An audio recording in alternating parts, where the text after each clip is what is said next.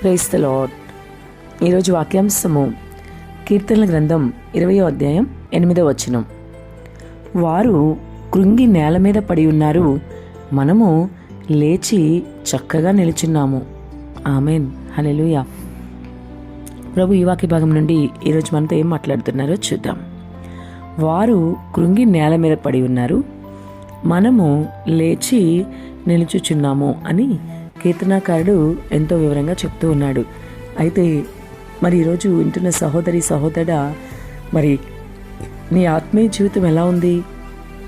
నీ దేవుని కోసం నిలబడే పరిస్థితుల్లో నీవు ఉన్నావా? ఎటువంటి పరిస్థితులు నీకు ఎదురైనా సరే నీ ప్రభు కోసం నీవు నిలబడగలవా? అనుకూల వ్యతిరేక పరిస్థితుల్లో సైతం ఆయన కోసమే నీవు జీవించగలుగుతున్నావా? మరి అన్ని విషయాల్లోనూ ప్రభు నీకు సహాయం చేస్తాడు అని నమ్మి నీ ఆత్మీయ జీవితంలో ముందుకు వెళ్తున్నావా? నువ్వు లేచి నిలబడగలను, నేను ఏమైనా సరే నిలదొక్కోగలను, నా ఆత్మీయ జీవితంలో ముందుకు సాగగలను, ప్రభు సహాయం నాకుంటుంది అన్న భరోసా నీకుందా? ఇలా కొన్ని ప్రశ్నలు ఈరోజు ప్రభు నిన్ను అడుగుతుంటే మరి నీ సమాధానం ఏంటి? ఒకసారి నిన్ను నువ్వు పరిశీలన చేసుకోవాల్సిన సమయం ఆసన్నమైంది. నిన్ను నువ్వు పరిశీలన చేసుకో. ఈ పరిస్థితిలో నీవున్నావో, నీ ఆత్మీయ స్థితి ఎలా ఉందో నీకే అర్థమవుతుంది. నీ శత్రువు కృంగి నేల మీద పడినప్పటికీ నీవు మాత్రం పడిపోకుండా మరి నీ దేవుడు కాపాడుతాడు అని ఈరోజు వాక్యభాగం ద్వారా దేవుడు నీతో సూటిగా మాట్లాడుతున్నారు. నువ్వు ఈరోజు ఎటువంటి భారము కలిగి ఉన్నా సరే, అది ఆర్థిక ఇబ్బంది అయినా, అనారోగ్యమైన, ఆత్మీయ స్థితిలో వెనుకబడుతున్నా, కుటుంబానికి సంబంధించిన కొన్ని భారాలు ఉన్నా సరే, లేదా కొన్ని బాధ్యతలు నిన్ను మరి ఉక్కిరి బిక్కిరి చేస్తూ ఉన్నా, ఉద్యోగ వ్యాపారాల విషయంలో ఇబ్బందులున్నా, మరి ఏ విషయంలో అయినా సరే, నీ పరిస్థితి ఏదైనా సరే, ప్రభు అంటున్నారు కదా, నీవైతే లేచి చక్కగా నిలుచుచుండేటట్టుగా, అనగా ఎక్కడా పడిపోకుండా, నీ ఆత్మీయ జీవితంలో పడిపోకుండా నీకు ప్రభు సహాయం చేస్తారు. నీకు ఎప్పుడు ఒక శత్రువు ఉంటానే ఉన్నాడు కదా, వాడు అపవాది కదా. అపవాది ఎప్పుడు నిన్ను పక్కదారి పట్టించాలని, ఆత్మీయ జీవితంలో వెనుకబడేట్టు చేయాలని, యేసు మార్గం నుంచి నిన్ను తప్పించాలని, నిన్ను పడద్రోయాలని, చివరిగా చెప్పాలంటే ఒక మాట, నిన్ను పడద్రోయాలని, ఆత్మీయ జీవితంలో పడగొట్టాలని మరి ఎప్పుడు పరలోకాన్ని దూరం చేయాలని ప్రయత్నిస్తూ ఉంటాడు. అయితే వాడు ఎన్ని ప్రయత్నాలు చేసినప్పటికీ ప్రభు అయితే నీతో ఎప్పుడూ ఉంటారు.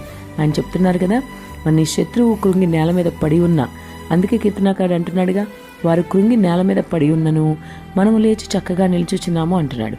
మనము అని ఎందుకు అన్నాడంటే, దేవుని బిడ్డలం కాబట్టి, ఆయన నమ్ముకున్నాం కాబట్టి, ఆయన రక్తంతో మన పాపాలన్నీ కడిగేసుకుని సొంత రక్షకునిగా అంగీకరించి మరి ఆ రక్షణలో మనం కొనసాగుతున్నాం కాబట్టి మనము చాలా ధన్యులం అన్నమాట. అసలు యేసుని రక్షకునిగా అంగీకరించడమే చాలా ధన్యత కదండి. వాస్తవంగా చెప్పాలంటే ఆయన నామాన్ని పలకడానికైనా మనకు అర్హత లేదు, ఆయన వైపు చూడడానికైనా యోగ్యత లేదు. కానీ ప్రభు కరుణించి మన పట్ల కృప చూపించి ఈరోజు మనకి ఇంత గొప్ప రక్షణ దయచేశాడు. కాబట్టి మనం చాలా ధన్యులం. అదే కీర్తనాకారుడు చెప్తున్నాడు, మనమైతే చక్కగా నిల్చుచున్నాం అంటున్నాడు. ఎవరిని బట్టి, ఎందుని బట్టి? మన గొప్పతనాన్ని బట్టి కాదు, మన అందచందాన్ని బట్టి, ఆస్తిపాస్తులను బట్టి కాదు, మన యొక్క శక్తి బలమును బట్టి కాదు, ప్రభు కృపను బట్టి మన శత్రువులు పడినప్పటికీ మనమైతే పడిపోకుండా చక్కగా నిలుచుని మరి చక్కగా నిలుచుచున్నాము అని కూడా చెప్తున్నాడు. కాబట్టి ఈరోజు మనం నిలబడిన స్థితిలో ఈ విధంగా ఉన్నామంటే కేవలం ప్రభు కృపే అని నమ్మాలి.